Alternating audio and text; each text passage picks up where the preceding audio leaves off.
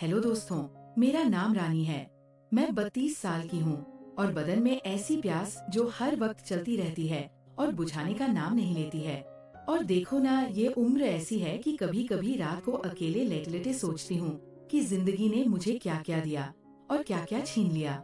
दूध जैसा गोरा रंग और आंखें बड़ी बड़ी हैं, बाल लंबे काले जो कमर तक आते हैं, और फिगर अरे हाय वो तो ऐसा है कि जब साड़ी पहनती हूँ तो लोग घूरते रह जाते हैं, क्योंकि ये भरावदार जवानी और शरीर की भरावट ऐसी है कि बस अल्लाह रहम करें। विधवा हूँ मैं, पति को गए हुए 3 साल हो चुके हैं। जब से लेकर अब तक मुझे किसी ने छुआ तक नहीं है, लेकिन दिल में वो आग अभी भी सुलग रही है, समझे ना। कभी कभी मन करता है किसी को गले लगा लूं, लेकिन फिर सोचती हूँ नहीं रानी, तू मजबूत बन। मैं बहुत अकेलापन महसूस करती हूँ और सोचती हूँ कोई ऐसा हो जो मेरी रातों को रंगीन कर दे और मेरा अकेलापन दूर हो जाए, क्योंकि मेरे भी कुछ अरमान हैं। मैं भी एक औरत हूँ। और हाँ, अगर आप भी मुझसे बात करना चाहते हो तो मैंने मेरा नंबर इसी वीडियो में बताया है, तो पूरी कहानी सुनो, क्योंकि मेरा नंबर इसी कहानी में है। साड़ी पहनते ही सबकी नजरें मुझ पर चिपक जाती है। गांव के सभी बूढ़े और जवान मुझ पर फिदा रहते हैं और देखकर सोचते हैं कि यार कितनी सुंदर है ये लड़की, काश ये मेरी होती। पति के जाने के बाद ये शरीर अभी भी वैसा ही है, गर्म नरम, जैसे किसी को छूने का इंतजार कर रहा हो। रातें कटती हैं तो कभी कभी हाथ खुद ही नीचे चला जाता है, लेकिन वो तो बस अकेलापन है। जानती हूँ तुम क्या सोच रहे हो, खासकर वो वाले जो कहानी सुनने आए हैं। दोस्तों, ये कहानी मेरी और मेरे सौतेले बेटे राजू की है। कहानी बहुत ही ज्यादा मजेदार होने वाली है, जिसमें आपको बहुत मजा आएगा। कहानी पूरी सुनिए और देखिए मेरे और मेरे सौतेले बेटे राजू के बीच आखिर क्या क्या हुआ। चलो शुरू करते हैं। हेलो दोस्तों, सबसे पहले मैं आपसे रिक्वेस्ट करना चाहती हूँ कि वीडियो देखने के बाद सब्सक्राइब जरूर कर लीजिएगा। मैं इन वीडियोस को बनाने में बहुत मेहनत करती हूँ और इसी से मैं अपना खर्चा चलाती हूँ। जो भी सब्सक्राइब करेगा, मैं दुआ करती हूँ कि उसकी जिंदगी बहुत अच्छी, अमीर और खुशहाल हो। प्लीज प्लीज सब्सक्राइब कर लीजिएगा। मेरा सौतेला बेटा राजू है। वो 18 का जवान लड़का है, लंबा चौड़ा मसल्स, ऐसे कि देखकर लगे कोई पहलवान है। शुरू में तो सब ठीक था, लेकिन धीरे धीरे में अरे कुछ कहना नहीं, बस सुनो मेरी बात। मेरा जन्म एक छोटे से गांव में हुआ था, महाराष्ट्र के करीब, जहाँ खेतों की हरियाली और नदियों का पानी ही जिंदगी है। पापा किसान थे, माँ घर संभालती। मैंने बड़ी होकर पढ़ाई की, लेकिन शादी हो गई 18 में ही। मेरा पति सुरेश था, अच्छा आदमी, लेकिन एक हादसे में चला गया। उसके पीछे 2 बच्चे छोड़ गया, बेटी नेहा जो अब 10 साल की है और बेटा राजू, अरे राजू तो सौतेला है। सुरेश की पहली शादी में पैदा हुआ था वो। जब सुरेश की पहली बीवी गुजर गई तो सुरेश ने मुझसे शादी कर ली। राजू तब छोटा था, 5 साल का। अब वो बड़ा हो गया है और घर में हाय राम, कभी कभी उसकी नजरें ऐसी पड़ती हैं कि लगता है कुछ तो बोल देगा, लेकिन मैं तो माँ हूँ ना, सौतेली ही सही। घर छोटा सा है, 2 कमरे, एक आंगन और बाहर खेत। हम तीनों रहते हैं, मैं, नेहा और राजू। नेहा स्कूल जाती है, राजू पास के कॉलेज में। मैं घर का काम करती हूँ, कभी कभी सिलाई का काम लेकर पैसे कमाती हूँ।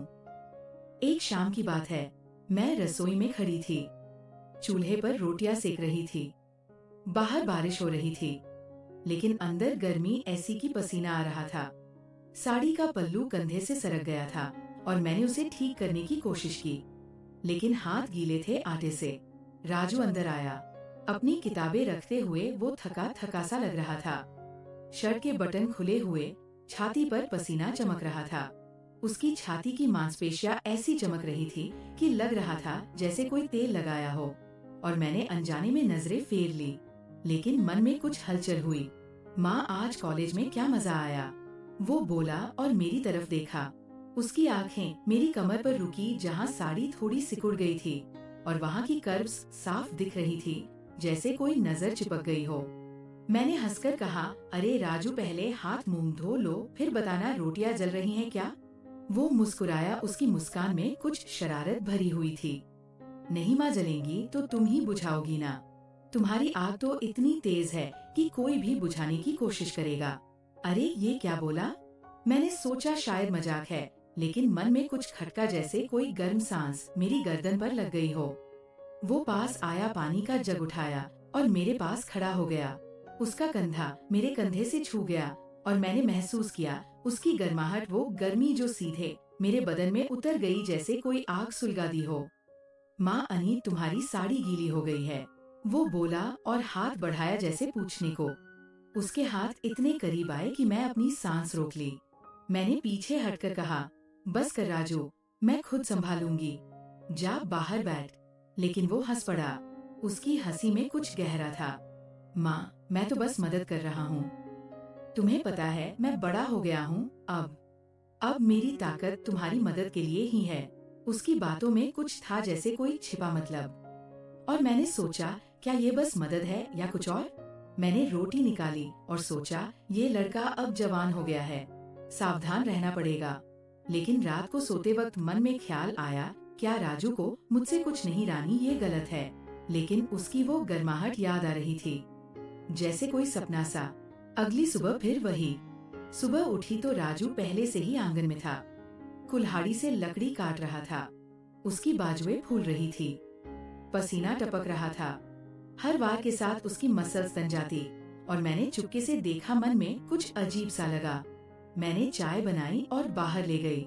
राजू पी लो चाय, मैं बोली। वो रुका, सांसें तेज, छाती ऊपर नीचे हो रही थी और बोला, माँ तुम्हारी चाय तो हमेशा गर्म रहती है, लेकिन आज तो और भी तीखी लग रही है, जैसे तुम्हारी आंखों में वो चमक हो।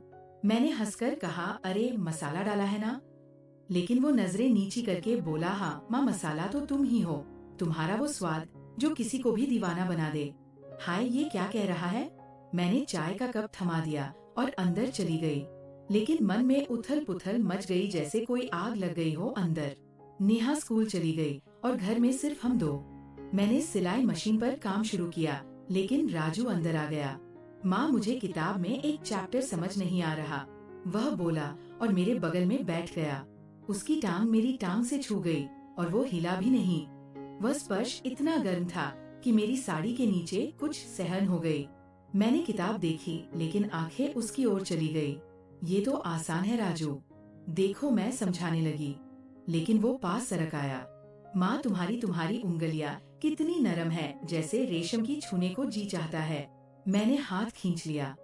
बस कर, पढ़ाई पर ध्यान दे। लेकिन वो बोला, माँ तुम्हें पता है, गांव में सब कहते हैं कि तुम बहुत खूबसूरत हो, और मैं भी सोचता हूँ काश मैं तुम्हें और करीब से देख पाऊँ। मैंने सिर झुका लिया। चुप रहो राजू, ऐसी बातें मत करो। लेकिन मन में कुछ अच्छा लगा, जैसे कोई तारीफ सुन ली हो, और डर भी। क्या होगा अगर ये बढ़ गया? दोपहर तक वो वही बैठा रहा। कभी कभी हाथ छू जाता और मैं चुप रह जाती। हर छुआ में एक सस्पेंस, जैसे अगला क्या होगा। शाम को जब नेहा लौटी तो सब नॉर्मल हो गया, लेकिन रात को सोचती रही, क्या ये सही है? मन में राजू की वो नजरें घूम रही थी और मैंने अनजाने में हाथ नीचे ले गई, लेकिन रुक गई। नहीं, ये गलत है। अगले कुछ दिन ऐसे ही बीते। राजू अब रोज मेरे पास आता, कभी रसोई में मदद के बहाने, कभी आंगन में बातें करने। एक दिन दोपहर में मैं कपड़े धो रही थी नदी किनारे। गर्मी ज्यादा थी, साड़ी भीगी हुई, मेरी साड़ी पानी से चिपक गई थी और कर्व्स साफ दिख रहे थे। राजू आया, माँ मैं मदद करूं? वह बोला और पानी में उतर गया। उसके कपड़े भीग गए, चिपक गए शरीर से। उसकी मसल साफ नजर आ रही थी, जैसे कोई मूर्ति हो। मैंने नजरें हटा ली, लेकिन वो बोला, माँ देखो तो कितना ठंडा पानी है, तुम भी आओ ना, तुम्हारा बदन तो इतना गर्म है, ये पानी को भी गर्म कर देगा। मैंने मना किया, नहीं राजू, मैं ऊपर रहूंगी। लेकिन उसने हंसकर पानी छिड़का। अरे माँ, डर क्या रही हो? मैं हूं ना, मैं तो तुम्हें संभाल लूंगा। पानी मेरी साड़ी पर गिरा और वो भीग गई। अब मेरी साड़ी पारदर्शी हो गई और मैंने जल्दी पल्लू संभाला। अब तो आ ही जाओ, वो बोला। मैं हंस पड़ी और थोड़ा नीचे उतर गई। हम दोनों कपड़े धोने लगे, लेकिन बीच में वो मेरा हाथ पकड़ लिया। माँ, तुम्हारे हाथ फिसल रहे हैं, लेकिन मेरे हाथ मजबूत हैं, पकड़ लो। उसका स्पर्श गर्म था और मैंने सोचा, ये तो बच्चा है, लेकिन नहीं, वो जवान है और उसकी पकड़ में कुछ ताकत थी जो मुझे डरा रही थी। शाम को घर लौटे तो नेहा सो रही थी। राजू बोला, माँ आज मजा आया ना, अगली बार और मजा करेंगे। मैंने कहा हाँ, लेकिन अगली बार अकेले मत जाना। वो मुस्कुराया, तुम्हारे बिना कैसे? तुम्हारी मौजूदगी ही मजा है। रात को बिस्तर पर लेटी तो मन में सवाल उठे, क्या राजू मुझसे प्यार करता है या ये बस नौजवानी की शरारत है? मैंने खुद को समझाया तू माँ है, लेकिन दिल कह रहा था कुछ और रात भर नींद नहीं आई। हर पल सोचती रही कि अगला दिन क्या लाएगा। धीरे धीरे दिन गुजरते गए और राजू की बातें और करीब होती गई। एक शाम हम आंगन में बैठे थे। चांदनी रात थी। नेहा अंदर सो गई थी। राजू बोला, माँ तो तुम्हें कभी अकेलापन महसूस होता है? मैंने सिर हिलाया। हाँ राजू, होता है। पापा चले गए तो सब कुछ बदल गया। वो पास आया, माँ मैं हूं ना, मैं तुम्हें कभी अकेला नहीं छोड़ूंगा, रातों को भी नहीं। उसका हाथ मेरे हाथ पर रख दिया। गर्मी ऐसी की लग रहा था बिजली दौड़ रही है और मैंने महसूस किया उसकी उंगलियां धीरे धीरे मेरी हथेली पर घूम रही है। राजू, ये मैं बोली, लेकिन वो बोला, माँ तुम मेरी हो हमेशा से। हाय राम, ये क्या कह रहा? मैंने नहीं राजू, मैं तेरी माँ हूँ। लेकिन वह बोला, सौतेली माँ, लेकिन दिल से तो माँ ही, लेकिन कभी कभी लगता है और कुछ जैसे तुम्हारा बदन भी मेरा हो। मैं उठकर अंदर चली गई। दिल धड़क रहा था जैसे कोई तूफान आ गया हो। उस रात नींद नहीं आई। सोचा कल बात करूंगी साफ साफ, लेकिन सुबह राजू नॉर्मल था, जैसे कुछ हुआ ही ना हो। दिन भर काम किया, लेकिन शाम को फिर वही। वो मेरे पास आया, माँ सॉरी अगर कल कुछ बुरा लगा। मैंने कहा नहीं राजू, बस सीमा में रहना। वो हंसा, सीमा माँ, सीमा तो तोड़ने के लिए ही होती है और मैं तोड़ दूंगा तेरी वो दीवार। अरे ये लड़का क्या चाहता है? मन में शक हुआ, लेकिन साथ ही डर भी। गांव में लोग क्या कहेंगे अगर कुछ पता चला? और क्या होगा अगर मैं खुद कमजोर पड़ गई? अगले दिन मैंने सोचा राजू को दूर रखूं, लेकिन वह फिर आ गया। रसोई में मेरे पीछे खड़ा हो गया, माँ सब्जी काटने में मदद करूं। उसका बदन मेरे पीठ से सटा और मैंने सहन महसूस की। नहीं राजू, मैं कर लूंगी। लेकिन वो बोला, माँ तुम्हारी पीठ पर इतना पसीना मैं पच दूं। हाय, ये बातें मैंने घूरा, लेकिन वो हंस दिया। कुछ दिनों बाद एक अनोखा मोड़ आया। गांव में मेला लगा था, लेकिन हम नहीं गए, घर पर ही थे। रात को बिजली चली गई। राजू ने कहा कि वह एक पुरानी रेडियो सुना रहा है जो पापा का था। हम दोनों बैठे सुन रहे थे पुराने गाने। नेहा सो चुकी थी। राजू बोला, माँ ये गाना सुनो, तेरी आंखों में कुछ है। और वो मेरी आंखों में देखने लगा। अंधेरे में उसकी आंखें चमक रही थी। मैंने शर्मा कर नजरें झुका ली। राजू, ये गाने हैं, हकीकत नहीं। लेकिन वो बोला, हकीकत तो और भी मीठी है माँ, जैसे तेरी होठों का स्वाद। उसका हाथ मेरी कमर पर सरक गया हल्के से और मैं चौंक गई। वो स्पर्श इतना इलेक्ट्रिक था कि मेरा बदन कांप गया। राजू, क्या कर रहे हो? वो बोला, बस सहारा दे रहा हूँ अंधेरे में, लेकिन अगर सहारा और मजबूत चाहिए तो बोलो। मैंने धक्का दिया, लेकिन मन में उत्तेजना थी जैसे कोई आग भड़क रही हो। उस में बोली। वो गया, लेकिन रात भर सोचती रही, क्या ये सिर्फ सहारा था या कुछ और? अगले दिन मैंने फैसला किया कि राजू को समझाना होगा। दोपहर में जब नेहा स्कूल गई, मैंने उसे बुलाया। राजू, बैठ, बात करनी है। वो बैठा। क्या माँ? मैं बोली, तेरी ये हरकतें अच्छी नहीं, मैं तेरी माँ हूँ।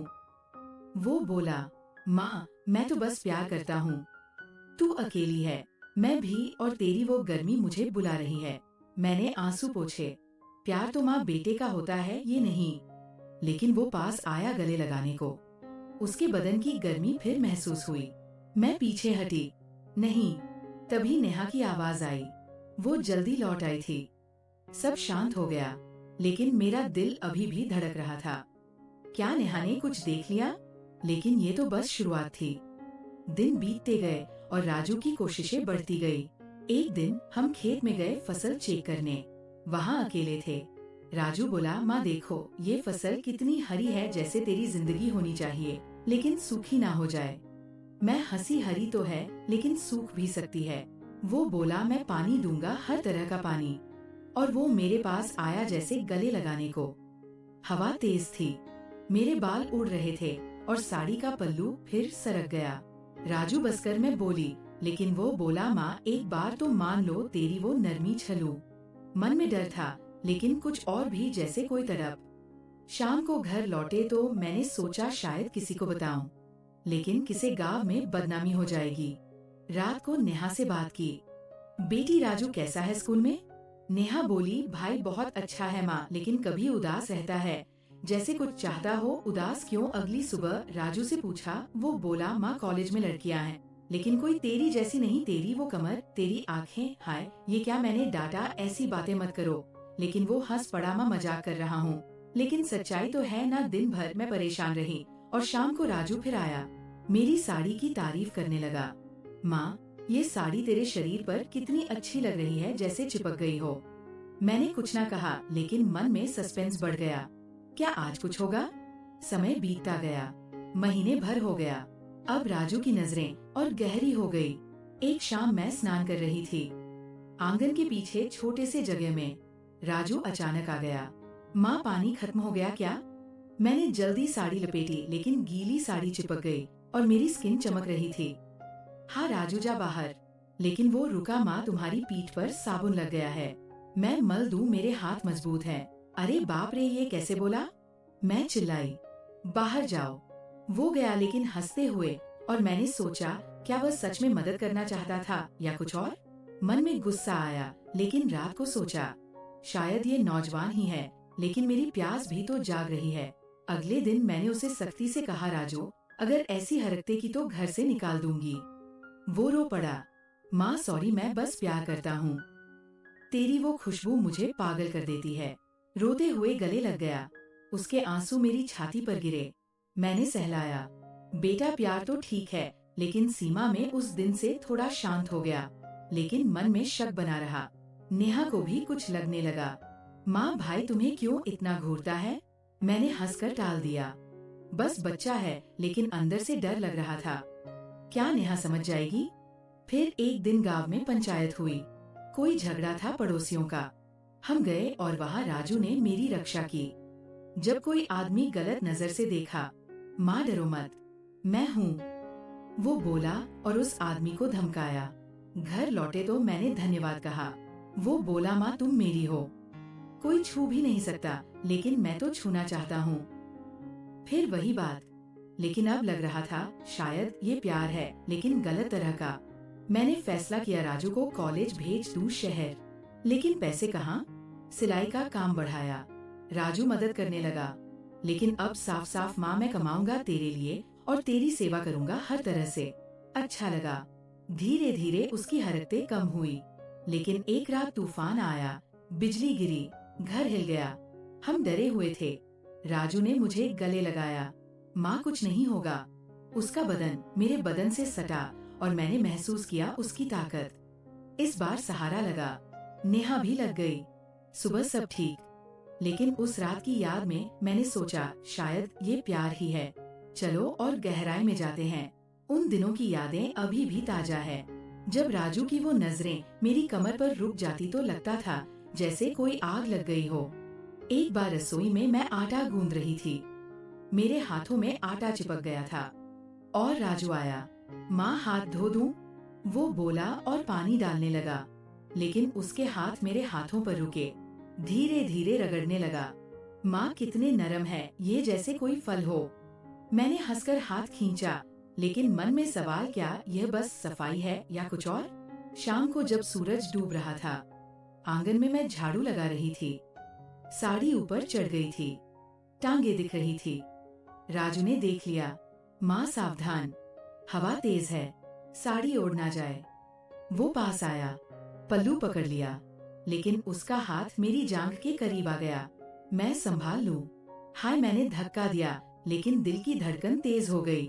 रात को जब सब सो गए, मैं बिस्तर पर लेटी तो राजू का कमरा पास था। कभी कभी उसकी सांसें सुनाई देती और सोचती, क्या वो भी जाग रहा है? एक रात मुझे प्यास लगी, पानी पीने गई और राजू जाग गया। माँ क्या हुआ? मैं पानी लाऊं? वह उठा, शर्ट बिना सिर्फ धोती में उसका बदन चांदनी में चमक रहा था। पानी देते हुए उसका हाथ मेरे होठों को छू गया। माँ सावधान, गिर ना जाए। वो स्पर्श जैसे बिजली, और मैं जल्दी अंदर चली गई। अगले दिन कॉलेज से लौटते हुए राजू ने कहा, आज एक दोस्त ने कहा कि तू कितनी अलग है। मैंने कहा हाँ, लेकिन वो मेरी है। अरे ये क्या? मैंने डांटा, लेकिन अंदर अच्छा लगा। फिर एक दिन नेहा बीमार हो गई, बुखार आ गया। राजू ने देखभाल की, लेकिन रात को जब मैं नेहा के पास बैठी थी, राजू आया। माँ, तुम थक गई हो, मैं मालिश कर दूं? वो बोला और मेरे कंधों पर हाथ रख दिया, धीरे धीरे दबाने लगा। माँ, कितने टाइट है ये, रिलैक्स करो। उसकी उंगलियां मेरी गर्दन पर घूमी और नीचे सरकने लगी। मैंने रुकवाया, बस राजू, ठीक हूँ। लेकिन वो बोला, माँ, पूरा बदन को मालिश चाहिए वरना दर्द रहेगा। सस्पेंस। क्या वो नीचे जाएगा? नेहा की आंखें खुली तो रुक गया। नेहा ठीक हुई, लेकिन वो मालिश की याद में मैं परेशान रही। गर्मियों में एक दिन नहाने के बाद मैं साड़ी पहन रही थी। कमरा बंद था, लेकिन राजू ने दरवाजा खटखटाया। माँ, कुछ चाहिए? मैंने कहा नहीं, लेकिन वो अंदर घुस गया। माँ, तौलिया गिर गया है, मैं उठा दूं? मेरी साड़ी आधी बंधी थी और वह करीब आया। माँ, मदद करूं? हाय राम, मैंने झटके से बांधा। बाहर जाओ। वो हंसा। माँ, शर्मा क्या रही हो? मैं तो सब जानता हूँ।